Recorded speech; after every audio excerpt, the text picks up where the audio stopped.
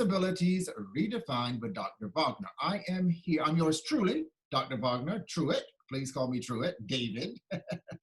And I'm here with my great good friend, David Leventhal, who is one of the founding instructors and still working very much active and lively with Dance for PD.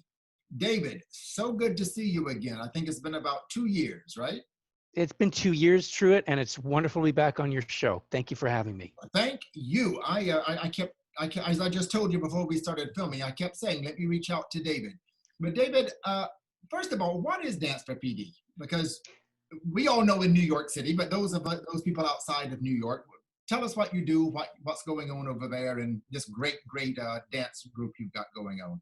Sure. Well, Dance for PD is a program of the Mark Morris Dance Group that invites people living with Parkinson's and their families to come enjoy the joys and benefits of a dance experience.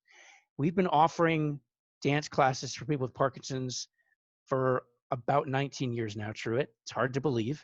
And in those classes, we offer a range of different kinds of movements, different styles of dance, depending on the teacher, all the way from modern dance, West African dance, tap, flamenco, ballet, musical theater, and improvisation, and anything in between. So it's a very full range. Really, the goal is twofold. Number one, to invite people with Parkinson's into an interactive social environment. So often people feel cut off, they feel isolated, they are socially isolated, they have difficulty meeting other people, and the dance class is a perfect environment for them. But the other edge of that sword is that everything that dancers do in their training, in their performance, in their rehearsal process is applicable for people who are living with a movement disorder. Things like coordination, balance, focus on different qualities of movement, timing, musicality, you name it. If dancers are working on it, it's useful for people who are living with Parkinson's and other movement disorders. So it's really a blend of the social and the physical, cognitive, expressive that makes this such a compelling model, we feel. Right. Well, I was very lucky. We spoke about this before we started recording. When I first started this show, I slept out to Brooklyn. It was I remember that. It was a hot summer day, and I was like, you know what? Yeah. I really want to go out there. And I was so impressed. And socially, because I'm not a dancer, but socially, it was wonderful. And you were a very good teacher. And I remember interviewing a group of your students, and they all loved you, and they all loved the school. So it's good to see that it is still active. And now that's what we're going to talk about, because we're in the middle of a pandemic, and I'm very curious to know what happened, because again, so much of what you just spoke about now in this conversation has been about the social. Yes. Offering a social outlet. So one, when did you decide to go online? And two, how is it working out? So in mid-March, we decided that the situation was just too risky to have live classes, and we suspended our classes right around March 11th. We took about a week or two, and when it became obvious that this was going to be more than a 1-week suspension, we knew we had to reach out to our dear valued participants and offer something online. We didn't have a lot of time to deal with fancy technology, so we went pretty much right to Zoom. And I will say that over the last 3 years, we have been video recording one class a month, and we've been making that class available online. Right. And I did notice that in your website, you've got that. And you also have some full-on instruction DVDs, is it? Okay. We do. So we have instructional DVDs as well as classes that we've recorded in our studios over the last 3 years. So the first thing we did is we made all of those recorded classes available for free on our website. That was kind of our treading water until we got the live Zoom classes up. By the last week of March, we were offering 3 Zoom classes, group classes a week, and we soon ramped up to a daily class or more. I think up until the middle of June, we were offering 12 classes a week.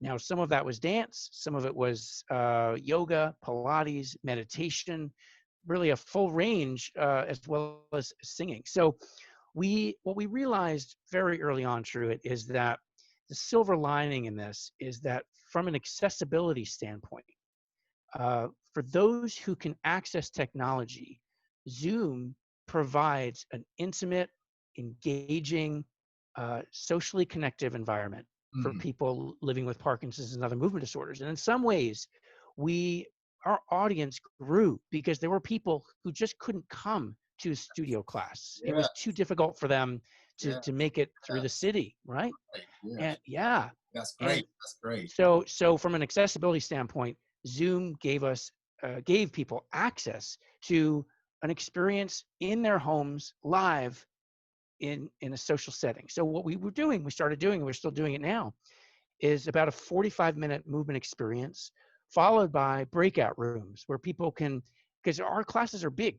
We have anywhere between 40 and 140 people.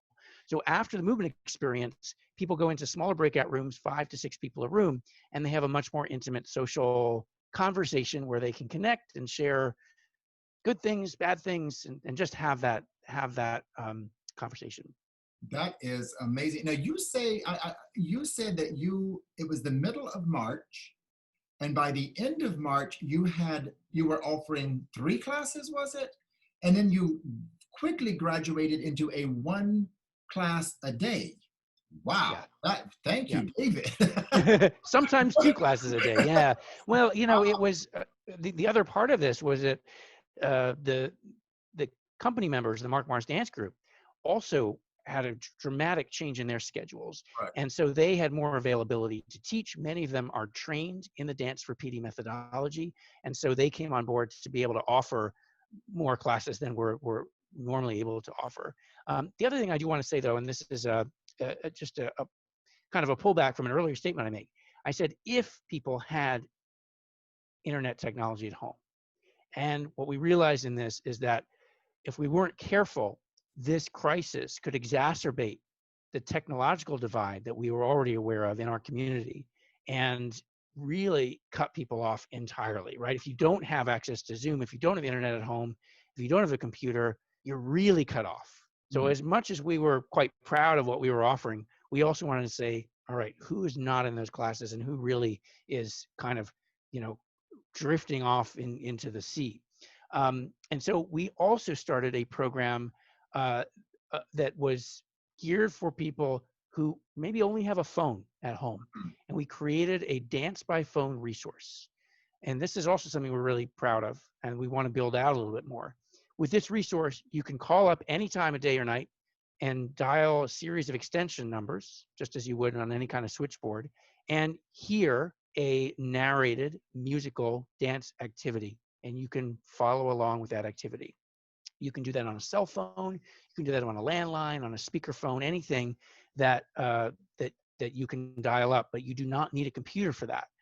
Even though it's not the same kind of live group experience, it still is giving people access to a prompted dance experience, and we found that people were using that resource quite a bit as well. So we're going to keep that going. Obviously, that's something that is very important from an accessibility standpoint. Also for people who may be blind or visually impaired, not having access or not being able to use Zoom in the same way, to have an audio description of Mhm. the movement that they can do at any time. So that's a resource that we've been talking about for a long time. This crisis pushed us into that right away, and we kind of ramped that up quickly. Right. Okay. Well, you covered a few questions because we were going to cover any limitations, which you just covered. And it sounds like you're taking care of everything you're taking care of, which is a great thing.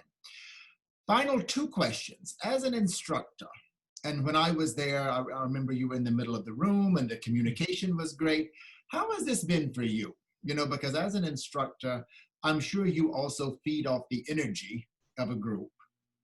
That's one question. And then the final question would be leading into when we finally get back to what we will define the new normal. Yeah. Are you still gonna, is Dance for PD still gonna offer a portion of this online? Because I too, like you, am starting to realize Zoom and other platforms, we just don't want to keep pushing Zoom because there's Yeah. plenty of other platforms out Sure. there. But it really is great for the disabled population. And so those two questions, one, an instructor, how has it been? And two, where do you see this leading into the future? Great questions. I will say that the experience on Zoom or any platform like this uh, is more positive, I think, for the participants than for the instructor. Mhm. My experience is challenging because in order, particularly in a dance setting, because for my movements to be seen, I have to be sitting quite well back from the camera, back enough that it's difficult then for me to really see each and every student. And so I feel that I don't have the same connection. Although for the students, they say it feels like you're speaking to us and only to us as individuals. Whereas in a class, I'm kind of going like this. You know, I'm looking around the room, I'm looking at the studio. On this platform, I'm looking directly at them, even though there might be 100 of them. So, but I will say for me, it's been challenging. Yeah. I've really, sometimes I feel adrift. I feel that I'm kind of cut off from the class. And so I really have to try to imagine uh, the group that's out there, and I will come back and kind of scroll through the pages just to see faces and to Right. have some kind of interaction with them. Yes. I Yeah. also have started leading the beginning of class very directly with the camera, so I'll be this close literally, and we'll do some activities where I might press gently into their fingers and they press into mine. I've done some things where we shake hands to Uh-huh. try to simulate that kind of close, intimate connection, and that helps me just feel that. All that said, as we start to move back into studio settings, which I think will be quite a while from now, but I know we will eventually, Yes. we will maintain these online classes as well.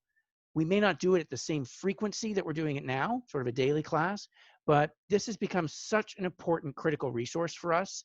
It's become vital, I think, in terms of talking about access and making sure that everyone in our broader community, not just in New York, but around the world, has access to these classes.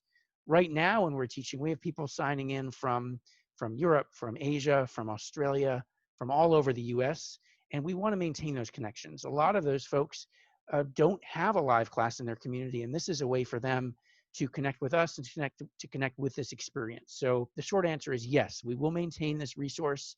We will maintain live interactive online classes even when we start back in the studio, and we just have to work out exactly what that schedule will be. But it's been a very positive addition. Now it's the only thing we're offering. I think in the future it will be one of many ways that we enhance accessibility in our program. Well, if anybody out there would like to get in touch with you or Dance for PD, you have a website. Can you give us a plug right quick? Sure, it's the website is danceforpd.org. Everything's spelled out, dance, FORPD.org, and you'll find lots more information, lots of free resources, lots of free videos. And of course, I didn't mention, but all of our online classes are free of charge. There's no fee or any kind of charge for them. Right. And you all are very good about getting back, I understand. So anybody out there, please get in touch with them if you're interested. Absolutely. We also welcome people, even if they're not living with Parkinson's. If they have other mobility issues, other movement challenges, please join our class. It's really open to all. Right. Thank you. David, I can't thank you enough. This has been great. And congratulations. I was curious myself to know what was going on over there. And like I said, I did do a little internet research, but I was curious as to know how you guys were making it work. But it seems like you're not only making it work, but you're also thriving. And it's been so positive that, like I just stated, the new coming back to society, there will be new norms that we didn't know. So yep. There you go. Absolutely. Thank you. Thank you so much. Thank you so much. Thank you.